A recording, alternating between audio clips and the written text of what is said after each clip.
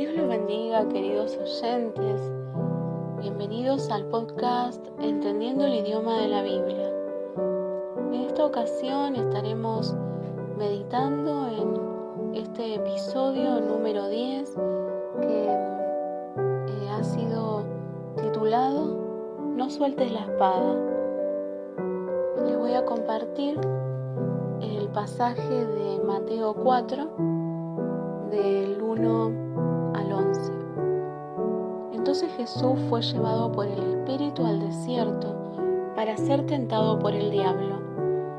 Y después de haber ayunado 40 días y 40 noches, tuvo hambre. Y vino a él el tentador y le dijo: Si eres hijo de Dios, di que estas piedras se conviertan en pan. Él respondió y dijo: Escrito está, no solo de pan vivirá el hombre, sino de toda palabra que sale de la boca de Dios. Entonces el diablo le llevó a la santa ciudad y le puso sobre el pináculo del templo y le dijo: Si eres hijo de Dios, échate abajo, porque escrito está: a sus ángeles mandará acerca de ti, en sus manos te sostendrán para que no tropieces con tu pie en piedra. Jesús le dijo: Escrito está también: no tentarás al Señor tu Dios. Otra vez le llevó el diablo a un monte muy alto y le mostró todos los reinos del mundo y la gloria de ellos. Y le dijo: Todo esto te daré si postrado me adorares. Entonces Jesús le dijo: Vete, Satanás, porque escrito está: al Señor tu Dios adorarás y a Él solo servirás. El diablo entonces le dejó, y he aquí vinieron ángeles y le servían. La palabra tentar en griego es ekpeirazo y significa intentar, probar, ensayar. En Mateo 4:1 se refiere a tentaciones que provienen del diablo. Santiago 1:13 nos dice: Cuando alguno es tentado, no diga que es tentado de parte de Dios, porque Dios no puede ser tentado por el mal, ni Él tienta a nadie, sino que cada uno es tentado cuando de su propia concupiscencia es atraído y seducido, dice el versículo 14. Dios es un Dios santo y, como dice el versículo 17, toda buena dádiva y todo don perfecto desciende de lo alto, del Padre de las luces, en el cual no hay mudanza ni sombra de variación. Dios no tiene pecado, Dios no puede tentar al mal, pero Dios lo que hace es, por ejemplo, como en el libro de Job, en el caso de Job 1, puede usar las tentaciones satánicas para cumplir sus propósitos. Siempre todo lo lleva usa todo para hacer su voluntad. En el libro de Romanos 8:28 nos dice que: y sabemos que a los que aman a Dios, todas las cosas les ayudan a bien. Esto es, a los que conforme a sus propósitos son llamados. Este versículo nos confirma que no importa cualquiera la situación que nos toque vivir, sea una aflicción, sea una enfermedad, sea algo, la pérdida de un familiar, de un amigo, no importa, porque esas situaciones nos van a ayudar para crecer en su gracia, para buscar más a Dios, sean disciplinas, sean pruebas de fe. El Señor usa todo para nuestro bien, porque todo nos ayuda a bien. Primera de Juan, capítulo 2, del 15 al 17 dice: No améis al mundo ni las cosas que están en el mundo. Si alguno ama al mundo, el amor del Padre no está en él, porque todo lo que hay en el mundo, los deseos de la carne, los deseos de los ojos y la vanagloria de la vida, no proviene del Padre, sino del mundo. Según Primera de Juan, como leí recién, podemos ver que Jesús se enfrenta ante 3 tentaciones del diablo que tienen que ver con los deseos de la carne. Es decir, la primera tentación le dice que utilice su poder, ya que el Hijo de Dios, como tenía hambre, que lo use para poder convertir, transformar a las piedras en pan. Y esta tentación tiene que ver con los deseos de la carne. En la segunda tentación, el diablo lo lleva a la santa ciudad y lo pone sobre el pináculo del templo y lo tienta para que se tire abajo, ya que la palabra de Dios dice que a sus ángeles mandará acerca de ti, en sus manos te sostendrán para que no tropieces con tu pie en piedra. Lo que hizo el diablo acá es sacar un texto de su contexto y entonces lo que hace es tentarlo con la vanagloria de la vida. En la tercera tentación, el diablo otra vez lo lleva a un monte muy alto y le muestra todos los reinos del mundo y la gloria de ellos. Y le dice que todo eso le iba a dar si lo adorare de manera postrada, o sea, si se rindiera a sus pies, le quiere decir. Y en este caso lo está tentando con los deseos de los ojos.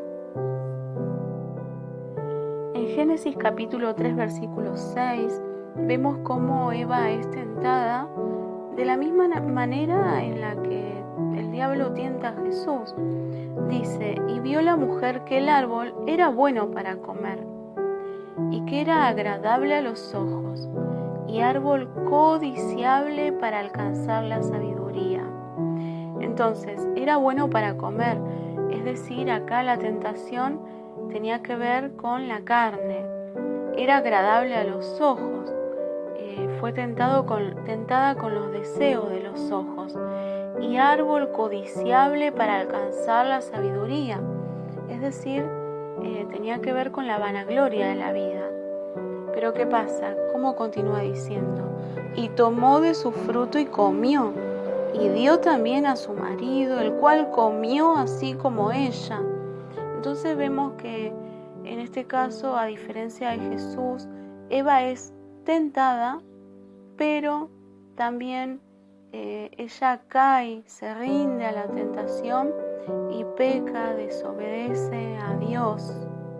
E incluso ella también tienta a Adán, su marido, y le hace pecar también, le hace tropezar. Recién vimos cómo el diablo tienta a las personas y él no cambió, él lo sigue haciendo de la misma manera, a través de los deseos de la carne, los deseos de los ojos, la vanagloria de la vida. Pero ahora, ¿cómo hacemos para vencer al diablo? Debemos seguir las pisadas del Señor Jesús. Él venció al diablo y las 3 veces que fue tentado, Él dijo, escrito está. Es decir, la palabra escrito está aparece en los versículos 4, 7 y 10 y en griego la palabra es grafo.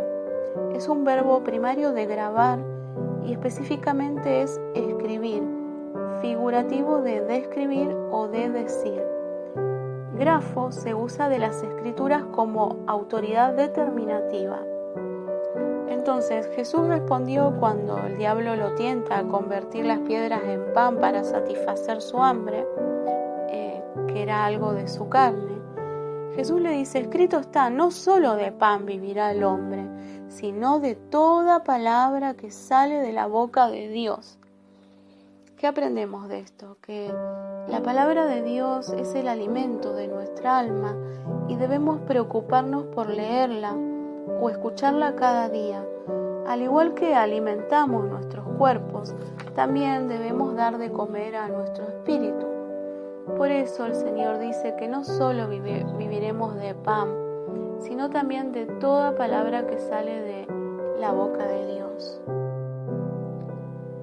la segunda tentación, el diablo le dice que tiente a Dios, o sea, que lo pruebe, o sea, que se largue de allí, del pináculo del templo, para ver si Dios realmente cumplía su palabra y le enviaría esos ángeles que le sostendrán para que no tropiece.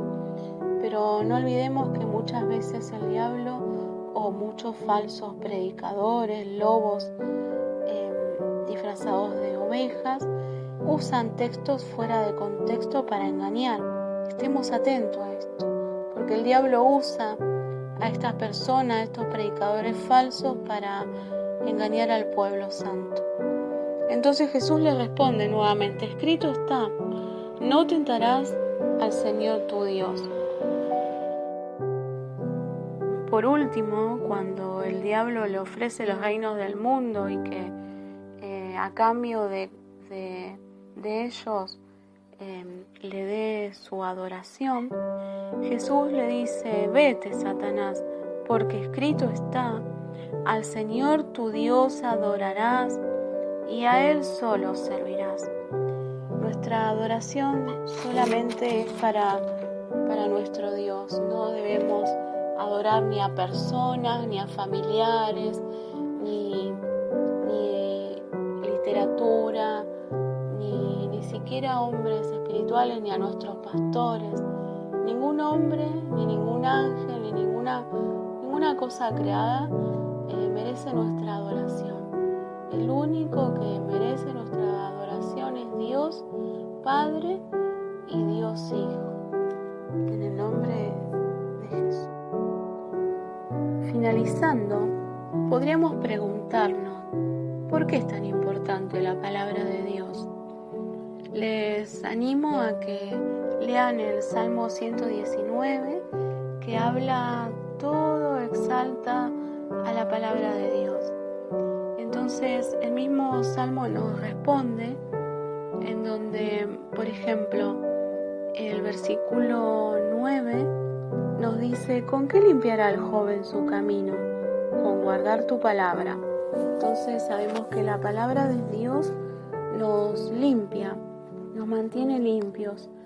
Esto lo comprobamos también en Juan capítulo 15, versículo 3, cuando Jesús dice: ya vosotros estáis limpios por la palabra que he hablado.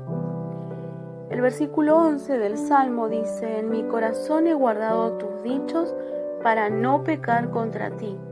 La palabra también nos previene de pecar. El versículo 25 del Salmo dice: abatida hasta el polvo está mi alma, vivifícame según tu palabra.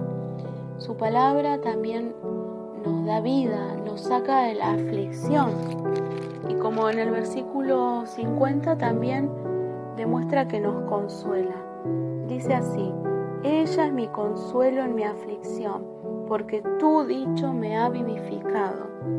Y por último les comparto mi versículo favorito de este salmo, que dice: lámpara es a mis pies tu palabra y lumbrera a mi camino.